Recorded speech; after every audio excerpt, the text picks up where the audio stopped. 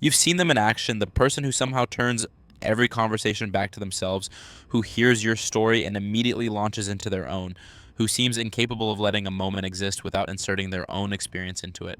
And maybe you've judged them, maybe you've rolled your eyes, felt frustrated, wondered why they can't just listen for once.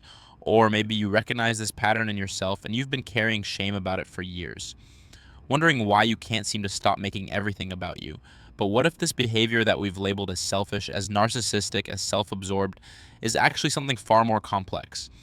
What if the person who thinks everything is about them isn't doing it because they're in love with themselves, but because their brain is wired to process the world through a lens most of us don't experience?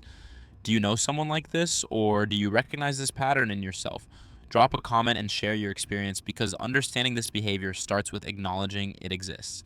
And if you love diving deep into the psychology behind human behavior, if you want to understand why people think and act the way they do, hit that subscribe button now. Because on this channel, we don't just judge behaviors, we decode the fascinating neuroscience and psychology that create them. Today, let's explore what's actually happening in the mind of someone who thinks everything is about them and why this trait might be far more nuanced than anyone ever told us. 1. The empathy paradox. Here's the truth that most people miss entirely. When someone immediately relates another person's experience to their own, their brain is attempting to create empathy through the only tool it has: personal experience. Neuroscientists call this egocentric empathy, and it's actually one of the primary ways human beings build emotional connections. The prefrontal cortex, the part of the brain responsible for social cognition, is constantly running simulations. When someone hears about another person's anxiety over a presentation, their brain doesn't just passively receive that information. It immediately searches memory banks, finds similar experiences, and activates those same neural networks. They're essentially reliving their own experience to understand someone else's. But here's where it gets complicated. While this sophisticated emotional processing is happening internally, what comes out externally is a story about themselves. And to the other person, it can feel like their moment has been hijacked. They shared their vulnerability, and the response was someone else's story. Psychology distinguishes between two types of responses: empathic reflection and egocentric reframing. Empathic reflection sounds like, that must be so stressful for you. Egocentric reframing sounds like, oh, I know exactly how you feel. When I had a presentation last month, I was so nervous. Same empathetic intention, completely different delivery. And that delivery makes all the difference in how the person is perceived. Most people naturally lean toward empathic reflection first, but someone who thinks everything is about them skips that step entirely. They go straight to the personal connection, not because they don't care about the other person, but because that's how their brain organized the information. 2. The spotlight effect amplified. Let's talk about what psychologists call the spotlight effect. This is the phenomenon where people believe others are paying more attention to them than they actually are.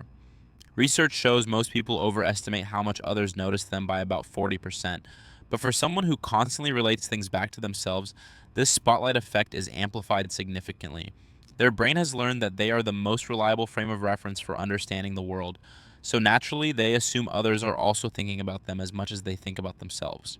When a friend cancels plans, the immediate thought is, what did I do wrong? When someone seems distant, they analyze their last interaction. When there's tension in a room, they assume they caused it. This isn't narcissism, and this distinction is crucial. Narcissism is believing you're superior and deserving of special treatment. What we're talking about here is different. This is hypervigilant self monitoring combined with egocentric bias. It's not thinking you're better than everyone, it's thinking you're the cause of everything. And that's exhausting. The nervous system is constantly scanning for evidence of their impact on others. Did that comment land wrong? Did they talk too much? Should they have shared that story? This creates a brutal feedback loop. The more someone worries about being self centered, the more they monitor their behavior and the more self focused they become. 3. The childhood blueprint. Here's where it gets really interesting. Children develop what's called theory of mind between ages 3 and 5. This is the ability to understand that other people have thoughts and perspectives different from your own. Before this, children are naturally egocentric. They literally cannot conceive of a perspective that isn't their own. But some people grow up in environments where their theory of mind develops differently. Maybe there was a parent who was emotionally unpredictable, so the child learned to constantly monitor their own behavior to gauge reactions. Maybe achievements were praised so heavily that worth became tied to being the center of attention. Maybe there was trauma, and the brain developed a threat detection system that made everything feel personally relevant to safety. In these scenarios, an overdeveloped sense of personal responsibility for other people's emotional states emerges. The brain learns early that this person is the variable that matters most. If a parent was upset, they must have done something. If a parent was happy, it's because they achieved something. And here's what nobody talks about: this pattern made sense when it developed. It was adaptive. For a child in an unpredictable environment, believing everything is about them gives a sense of control. If everything is about me, then I can fix it. If I can just be good enough, smart enough, impressive enough, I can make the people around me happy. This survival strategy worked until it became the default way of processing every interaction, every relationship, every conversation. Let's talk about what happens in the brain when this pattern is active. Neuroscience has identified something called the default mode network. This is the network of brain regions that becomes active when we're not focused on the outside world, when our mind wanders, when we're reflecting on ourselves and others. Research shows that people with heightened self referential thinking have an overactive default mode network. Their brain is constantly running background programs about themselves. While having a conversation, while watching a movie, while sitting in silence, the default mode network is firing, creating narratives about the self. The medial prefrontal cortex, a key region in this network, is particularly active. This region is responsible for self referential processing. In brain scans of people with heightened egocentric thinking, this region lights up significantly more than average when processing social information. What this means practically is that when someone with this brain pattern hears information, it automatically gets tagged as self relevant. The neural pathway from external information to how does this relate to me is a superhighway. The information is immediately filtered through personal experience. But here's where the science gets fascinating. This isn't necessarily a deficit, it's a difference. People with highly active self referential processing often have exceptional autobiographical memory. They remember details of their own experiences with vivid clarity. When they relate someone's story to their own, they're drawing from a rich, detailed database. There's also evidence that heightened self referential thinking is correlated with certain creative abilities. Artists, writers, musicians, many of them have overactive default mode networks. Their ability to constantly process external input through the lens of personal experience feeds their creative work. But let's be honest, there's a spectrum here. On one end, there's healthy self reference where someone can relate to others through personal experience but also knows when to step back and just listen. On the other end, there's pathological narcissism where the person genuinely cannot access empathy for others. Most people who think everything is about them fall somewhere in the middle. They're not narcissists, they actually care deeply about others, but they lack the social calibration to know when their self reference is helpful and when it's intrusive. They haven't developed the skill of reading the room. This is where psychology talks about emotional intelligence versus cognitive empathy. Someone can have high cognitive empathy, meaning they understand intellectually what someone else is feeling, but low emotional intelligence, meaning they don't know how to respond appropriately. They get the emotion right but miss the social cue. And here's the painful part: the more someone with this pattern gets negative feedback, the worse it can become. When they're told they're selfish, when they see people pulling away, their anxiety increases. And when anxiety increases, the default mode network becomes even more active. The shame creates more of the behavior they're ashamed of. There's also a connection to attachment theory. People with anxious attachment crave closeness but constantly fear abandonment. They're hypervigilant to any sign of rejection. This creates a pattern where they're constantly seeking reassurance through self disclosure. If I share my vulnerabilities, if I tell you about my struggles, then you won't leave. The tragic irony is that this behavior often creates the very rejection it's trying to prevent. The more someone dominates conversations with their own experiences, the more others pull away, which increases the anxiety, which increases the self focused behavior. Here's what's important to understand: this pattern is not a fixed personality trait, it's a learned behavior, which means it can be modified. The brain is neuroplastic, neural pathways can be rewired, but it requires awareness, practice, and often professional support. One of the most effective therapeutic approaches is metacognitive awareness training. This is teaching someone to observe their own thought patterns without judgment, to notice when their brain is making something self referential, and to consciously pause before responding. For example, when someone shares a problem, the automatic thought might be, "Oh, I experienced something similar."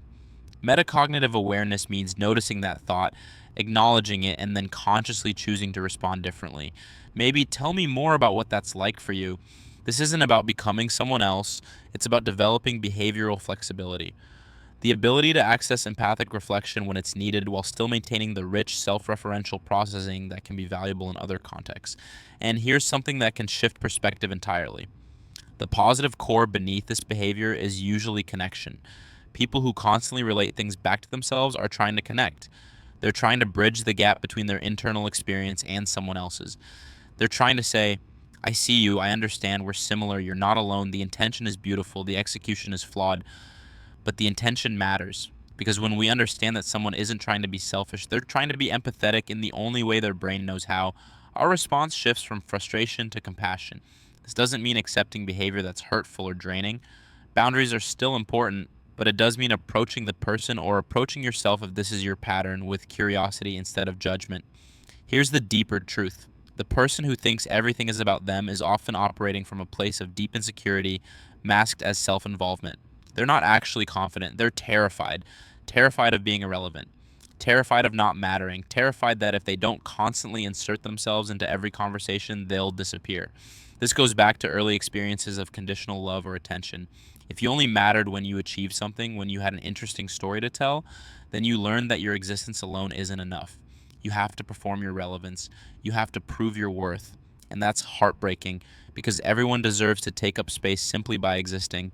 Worthiness isn't earned through constant self insertion. But if you never learned that, if you grew up believing that your worth was conditional, then of course you make everything about you. It's not arrogance, it's survival. So the next time you encounter someone who makes every conversation about themselves, remember this. They're not trying to dominate, they're trying to matter. Their brain is running an old program designed to keep them safe, to help them connect, to prove they deserve to exist in the space they occupy.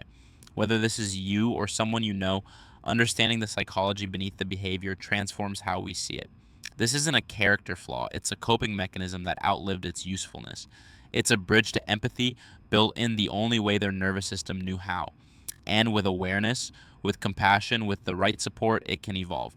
People can learn to matter without making everything about them. They can learn to connect through listening as deeply as they connect through sharing. They can learn that their worth isn't conditional on their performance in every conversation. If you want to understand more hidden patterns in human behavior, the next video will reveal something even more surprising. And if decoding why people are the way they are is what you love, subscribe now. We're going deeper into the psychology most people never see.